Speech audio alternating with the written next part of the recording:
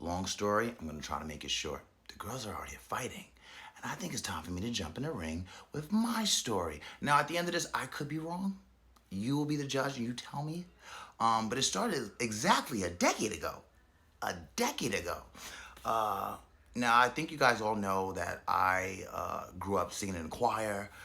We were like an award-winning choir. We performed at Carnegie Hall. My stepdad was a famous comedian, so I was always at the Apollo. My aunt danced for Bobby, Whitney, TLC, so I was always at Madison Square Garden. I was always with the dancers. I always knew that this art life can work for me, and there was nothing else I wanted to do. By the age of like 25 or 26, I was like, okay, none of these people, associations I know are going to be able to help me. I'm going to have to do this myself. So I started writing music, and I met this singer, this Italian woman named Sophia J. She had this R&B music, and I just loved it. Her husband produced all her music.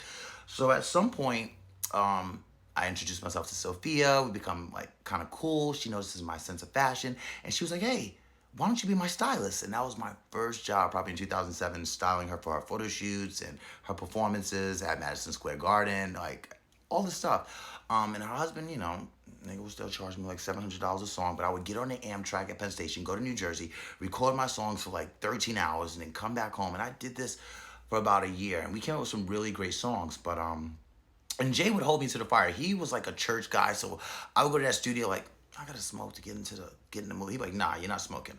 You're not drinking. You're gonna do this from your heart and your soul. You wanna be a singer, you wanna be a talker. And once they moved, that kind of fucked me up because I felt like I put so much power in him directing, editing my work that it gave him a lot of the work. And around that time, once they moved in 2009, I was just a little lost at that point. I was like, oh, am I going to be able to do this with anyone? My only form of camaraderie was going to the Bronx and get my hair cut because the guys at the barbershop, they were fucking down for my music. I would get to the barbershop, and before I opened the door, they'd be blasting my music. They were like, you got it, you can make it. So I was feeding off the guys at the barbershop, and I was still trying to hold on to this dream. Meantime, I was working at Kenneth Cole. I was paying for these songs for like $700 with those Kenneth Cole coins. And I was like, fuck it, I'm not selling another fucking jelly for $50 again. I went to Bergdorf, ended up getting hired at Bergdorf. I think you guys know this story. I end up getting a raise and a promotion and end up working in Tom Ford. And they're like, you're the first black guy in Tom Ford. And I'm like, I don't give a fuck. I'm about to be a famous singer. Like, look at all the stuff I have. But everyone was like, no, you're the first black guy on the second floor. And when people were making a big deal about it, although I initially didn't care, it made me really care then. Then I wanted to say, well, this is why I'm here. And I got hooked into that. So I had torment in my mind. I was like trying to be this best fashion person, selling all this stuff. And then at night, I would go home, go to the gym, go work on my music, and just try to write and still shoot and hope for a prayer that I can make it happen. Around 2013, I said, fuck it. I'm gonna start giving my CD out to people at work. Shit was still on CDs. So I was like, I'm gonna start giving my CD out to people. And I was giving my CD out to a lot of football players and athletes because Tom Ford was huge back then. I mean, Jay-Z wrote that song, Tom Ford, and I was like, oh, didn't nobody tell you this was a all-white affair?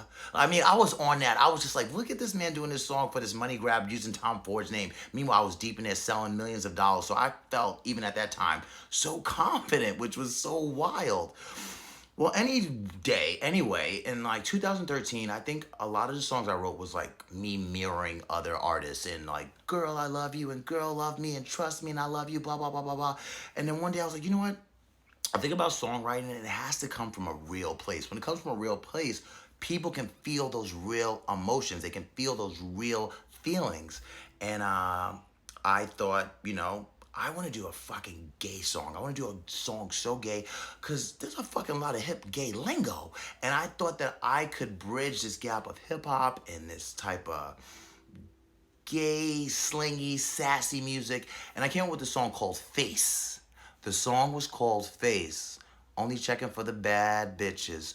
Only checking for the bad bitches. Only checking for the bad bitches. Those sexy fab bitches. That was basically the song. And at one point I go, she was giving me body. She was giving me tens across the board. We're going to finish that later. Anyway, one day I'm in my little $5,000 Tom Ford suit. I'm chilling. It's probably like a Tuesday. And I'm in front of Tom Ford. And guess who walks in the store? Safari from Love and Hip Hop. Safari from Love and Hip Hop walks in. He walks in with Keisha Cole's old manager. I think his name is Manny. So it's Safari and Manny. They walk into Tom Ford. Tom Ford's hot right now. And I'm in there and I'm like, what's up? What's going on? They're like, oh, I like your suit. Da-da-da-da. We're talking up. And before he leaves, I said, you know what? Safari, I don't know if you have a writing camp, but this is my CD. I made these songs, and I would love if you can check them out and tell me what you think, and maybe, we can work together, do something like that. He's like, sure. He takes my CD, and he leaves. That was the end of it. That's 2013. That was the end of it. In 2014, Nicki Minaj releases this song called Only. Only. And when I was walking and I saw that the name came up as Only as her new single, and then I saw that it had a R&B singer singing the words Only, I might as well have passed out because my spirit was like, that is too coincidental. Think about that. A song called Only. Song called Only. Talking about, really, only, only. I didn't even hear it yet. I couldn't. I waited to listen to it. So I was like, I know this is not happening. I know this is not happening. But I ended up listening to it, and I felt sick to my stomach. I felt like Safari had listened to my song, took some ideas, passed it over to her, and it didn't make it any better that fucking Drake was on the song. And then I hear a year ago that he wrote Heated for Beyonce.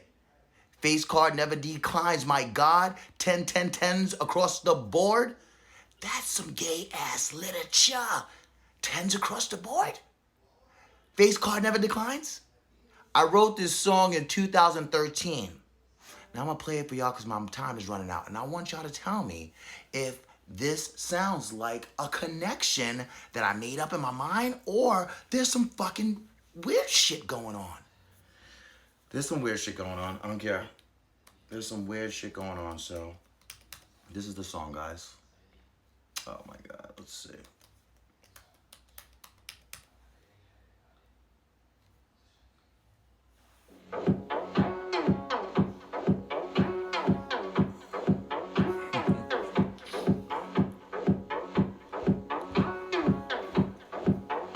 (2013).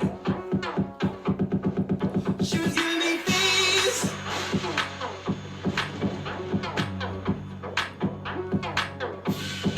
She was serving things. Oh, yeah. Only chicken for the bad bitches. Only chicken for the bad bitches. Only chicken for the bad bitches. The sexy bad bitches. Only chicken for the bad bitches. Only chicken for the bad bitches. Only chicken for the bad bitches. The sexy bad bitches. I'm this bitch off the chain in this bitch. So wavy up in this bitch. God, I'm singing. And I see this sexy lady. Body looking crazy. Comes with church around like what? Tens across the board. She was giving me face. For the bad bitches. Only chicken for the bad bitches. Only chicken for the bad bitches. The sexy bad bitches. She was serving face. For the bad bitches. Only chicken for the bad bitches. Only chicken for the bad bitches. Tens across the board. She was giving me body. Tens across the board. Body, everybody. She's still eating at my work. I feel that way. I feel that way. So I had to think, why do I feel this disconnect? Because I feel like these people that y'all idolize and think are so great are out here acting like carpetbaggers, eating up at people's work and stealing it, revisiting it. Is it funny that Safari ends up going to sue Nicki Minaj over the Only song over writing credits? Yeah, nigga, because you gave her my CD. I don't know what y'all think.